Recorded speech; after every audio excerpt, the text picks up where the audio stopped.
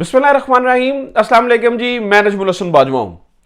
नाज़रीन किराम, इस वक्त सारी तवानाइयां, सारी एनर्जीज इमरान खान को और उनकी जमात को इलेक्शन से आउट रखने के लिए हैं। कोशिश ये की जा रही है कि कुछ भी ऐसा ना हो, कोई भी ऐसा तरीका ना निकले जिससे इमरान खान या उनकी जमात तहरीक इंसाफ किसी भी तौर पर इलेक्शंस में हिस्सा ले सके। और अगर बिलफर्ज चाहते ना चाहते, हाथी मरता क्या ना करता, किसी भी तरीके से तहरीक इंसाफ को इलेक्शंस में हिस्सा लेने की इजाजत मिले तो वो इतना बड़े मार्जिन से सीटें ना ले सकें, या मतलब इतनी कुछ सीटें ले सकें जिससे वो कमजोर सी, नहीव सी ऑपोजिशन जमात के तौर पर जो है ना वो उभर कर सामने आए। इसके अलावा तहरीक इंसाफ कोई भी मतलब बड़ा किरदार ना अदा कर सके, या फिर leader of the house actually Pakistan Tehreek Insaf से ना बन सके। राइट नाउ इस किस्म की चीजें तो प्लान हो रही हैं और हम होते हुए भी देख रहे हैं।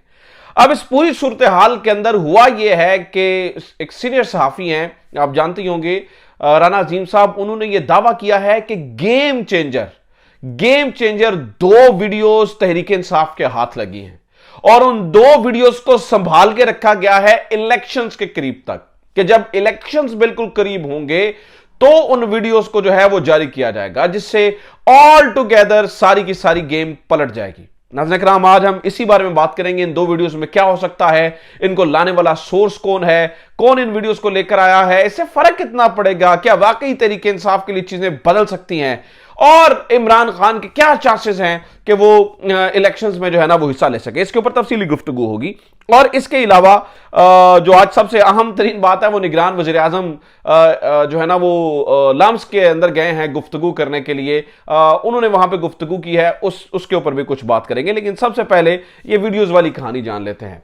देखिए, इस सच्चाई को रद्द करना इस वक्त सबसे बड़ी बेवकूफ़ी होगी अगर आप ये समझते हैं कि सिस्टम इमरान खान को किसी भी तरीके से राइट नाउ इस वक्त की पोजीशन में आगे लाने के लिए सोच रहा है। ऑब्वियसली जो सिस्टम काम कर रहा है वो इमरान खान को रद्द करने के लिए काम कर रहा है। यानी आप ये समझिए माइनस इमरान खान सिस्टम जो है वो काम करता हुआ दिखाई दे रहा है। लेकिन आपको यह भी मालूम है कि यहां पर प्लान रातों रात बदल जाया करते हैं, चीजें रातों रात तब्दील हो जाया करती हैं। सुलह हो जाए तो रातों रात मामलात आसान हो जाया करते हैं, और फिर साल के प्लान जो है वो चंद ही मिनटों में या चंद ही घंटों के अंदर रिवर्स हो जाया करते हैं। मतलब आप 1 मिनट के लिए सोच के देखिए कि किसी ने ये सोचा था कि नवाज शरीफ साहब के उस तकरीर के बाद जब जनरल बाजवा और जनरल फैज के नाम उन्होंने जलसे में लिए थे, कोई सोच भी सकता था इस प्रोटोकॉल के साथ नवाज शरीफ साहब को वापस लेके आया जाएगा? मतलब कोई तब अगर आप ये बात करते तो लोग आपको बेवकूफ ही कहते कि तुम बेवकूफ हो, पाकिस्तान मुस्लिम लीग नून की सियासत खत्म हो चुकी है, पाकिस्तान मुस्लिम लीग नून के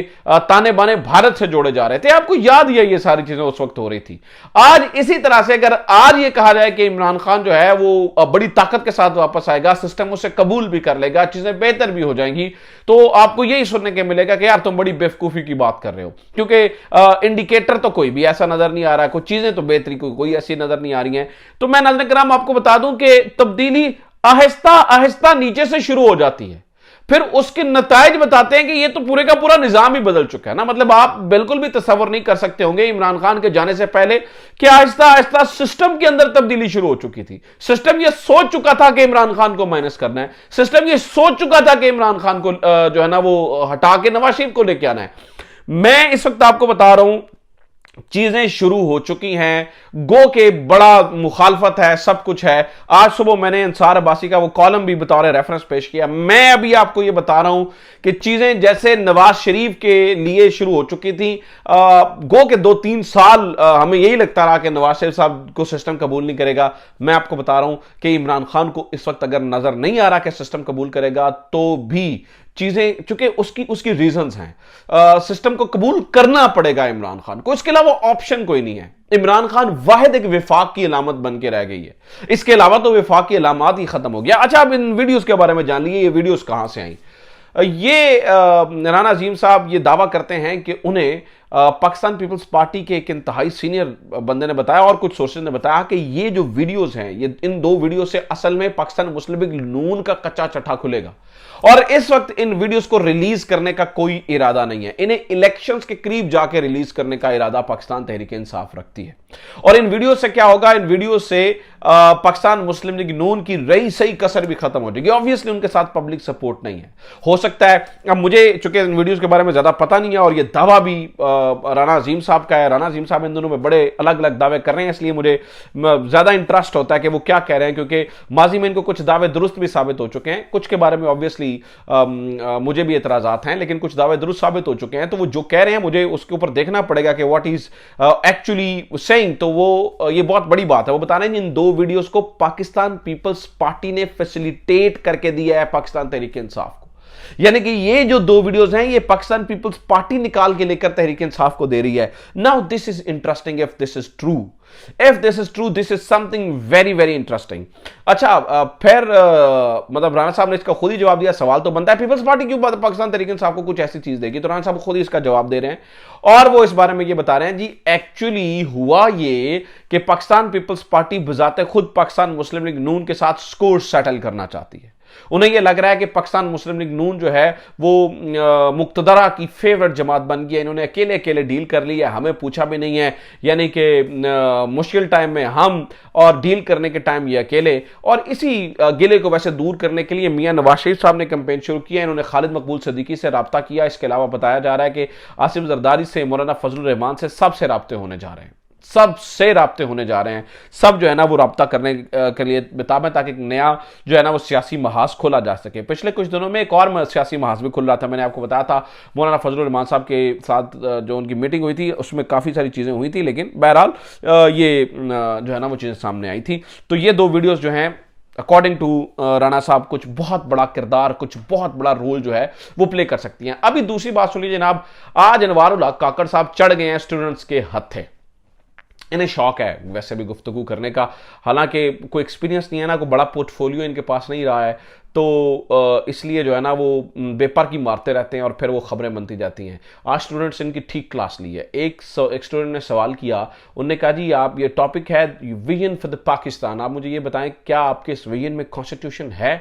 अगर कॉन्स्टिट्यूशन है, अगर आइन है, तो आप मुझे ये बताइए कि आपने 90 दिनों के अंदर अंदर इलेक्शंस क्यों नहीं करवाए KP के और पंजाब के? आपने उस बारे में क्या किया? इसके ऊपर जो है ना वो काकड़ साहब इधर उधर की मार के चले गए, बल्कि काकड़ साहब ने एक ब्लंडर भी मारा। उन्होंने कहा जी बहुत सारे लोग कहते हैं जी मैं कोई जो है ना वो एस्टैब्लिशमेंट की प्रोडक्ट हूँ, ऐसा नहीं है, मैं एक जमहूरी अमल की सो कॉल्ड, उन्होंने लफ्ज इस्तेमाल किया सो कॉल्ड प्रोडक्ट हूँ।